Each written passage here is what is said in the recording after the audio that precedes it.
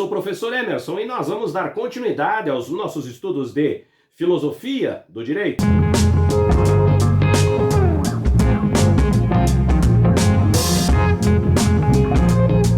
Prezados alunos, é um grande prazer estar aqui novamente com vocês e nós vamos então dar continuidade aos nossos estudos de filosofia do direito. Hoje estaremos discutindo a temática o moralismo concreto de Gentili e de Binder.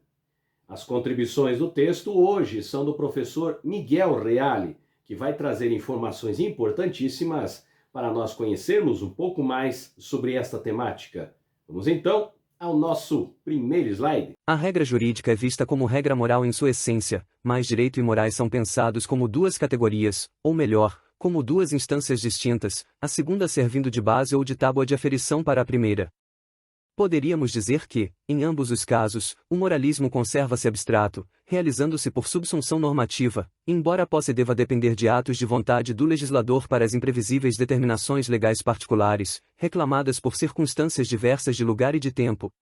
Já o mesmo não se dá naquelas doutrinas que, desenvolvendo a linha do pensar hegeliano, apresentam direito e moral como momentos de um único processo de objetivação espiritual. Em verdade, na grande corrente idealista que se prende a Hegel, o direito não se concebe como um dado ou um fato discernível de outros fatos, mas como um momento do desenvolvimento do espírito. Aqui o texto aborda uma relação entre o direito e moral, destacando duas perspectivas principais. A primeira, a regra jurídica é vista essencialmente como uma regra moral. Porém, o direito e o moral são tratados como categorias distintas, onde a moral serve como base para o direito. Na segunda perspectiva, é inspirada pela filosofia hegeliana. O direito e moral são considerados partes de um único processo de objetivação espiritual, onde o direito é um momento no desenvolvimento do espírito e não apenas um dado ou fato isolável. Vamos então ao nosso próximo slide. Para não invocarmos senão um exemplo, e dos mais eloquentes, bastará salientar que para a doutrina de Giovanni Gentili, cuja personalidade se eleva ao lado da de Benedetto Croce na história do recente idealismo itálico, o direito surge da moral e é a atividade moral do começo ao fim, na história, onde toda a vida espiritual se atualiza, escreve ele, o direito paira entre a moral, da qual surge, e a moral, a que se destina, e cada momento da história, assim no indivíduo como no conjunto dos homens que são todos um indivíduo, é um momento de moralidade que resolve uma situação jurídica para dela fazer nascer uma nova. Essa intrínseca identidade entre direito e moral na vida concreta do espírito, de tal forma que a segunda seria a vontade em ato e o primeiro or querer já querido eleva Gentili a retomar a posição otimista de Hegel em face do direito vigente, da norma jurídica em vigor, a qual, enquanto não revogada não pode ser considerada em si mesma injusta. Aqui o texto examina a visão de Giovanni Gentili sobre a relação entre o direito e a moral, destacando sua influência no idealismo italiano ao lado de Benedetto Croce.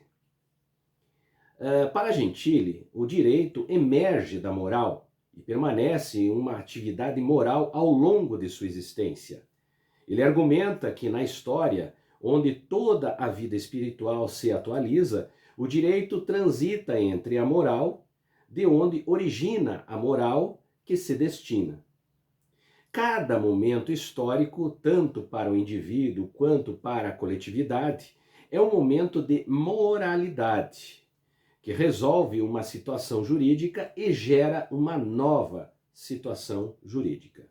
Vamos então ao nosso próximo slide. Uma lei injusta é o caso limite da oposição empírica entre a liberdade e a lei, visto como a liberdade, que em si contém a sua lei, opõe-se empiricamente a uma lei que lhe é externa.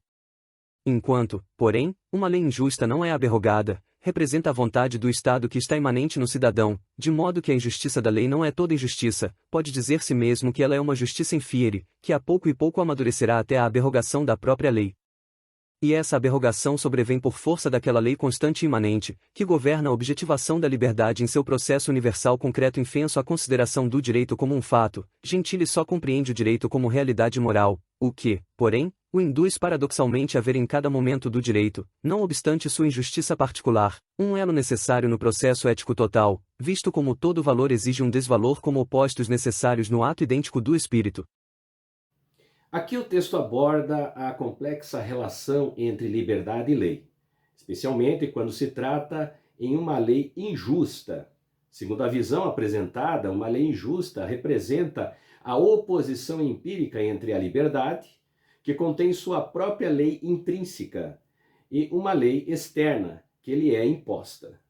Enquanto essa lei injusta não for revogada, ele ainda representa a vontade do Estado e, por extensão, está presente no cidadão. Assim, a injustiça da lei não é completamente injusta.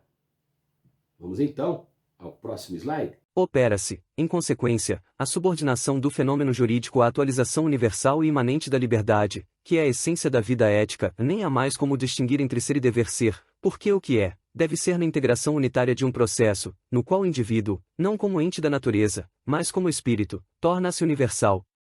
Na obra de outro neo-hegeliano, de Julius Binder, 1870-1939, que ainda mais se atém aos motivos do mentor do idealismo absoluto, nem mesmo subsiste qualquer distinção entre direito e moral.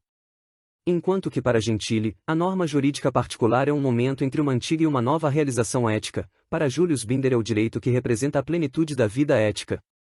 Declara ele que a moral é simplesmente um degrau para se alcançar o verdadeiro direito, não sendo superior mas sim inferior ao direito, superamento da mera subjetividade, unidade de vontade particular e universal, liberdade que é em si e por si. Aqui o texto discute a visão neo-hegeliana do direito e da moral, enfocando as ideias de Giulio Binder e Giovanni Gentili. Ambas as perspectivas subordinam ao fenômeno jurídico a atualização universal imanente da liberdade, né? Considerada a essência da vida ética. Nessa concepção, não há distinção entre o dever ser e o ser, pois ambas se fundem em um processo unitário, né? Onde o indivíduo, como espírito, alcança a universalidade dentro da perspectiva do direito. Vamos então ao nosso próximo slide. Eis como, nesta terceira expressão de moralismo jurídico, esfumam-se as diferenças tipificadoras da vida jurídica como tal, e, sob a invocação de uma lei geral de liberdade historicamente objetivada e objetivável, corre-se o risco de divinizar-se o fato, o direito armado de força coercitiva, como antítese necessária do esperado aperfeiçoamento ético. É inegável, segundo nos parece, que nas doutrinas ora examinadas se acentua a tensão entre fato, valor e norma, elementos que o moralismo jurídico procura e vão compor na unidade das exigências éticas. Daí outras soluções que visam a superar o dualismo ou a antítese entre norma e fato, evitando, de um lado, a redução operada pelo imanentismo idealista e, de outro, a indiferença axiológica da concepção stamneriana de um direito natural de conteúdo variável. Referimos-nos a todas as tentativas de renovação do direito natural mercê de sua maior adequação à experiência jurídica.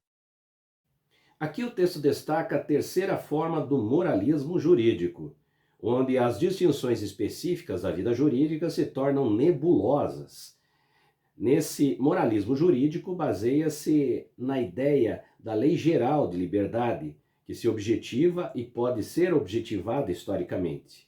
No entanto, isso pode levar à divinização do fato, transformando o direito, com a sua força coercitiva, em uma antítese necessária ao aperfeiçoamento ético almejado. A todos vocês, espero que tenha contribuído para conhecer um pouquinho mais sobre esta temática. Nos encontramos no nosso próximo vídeo.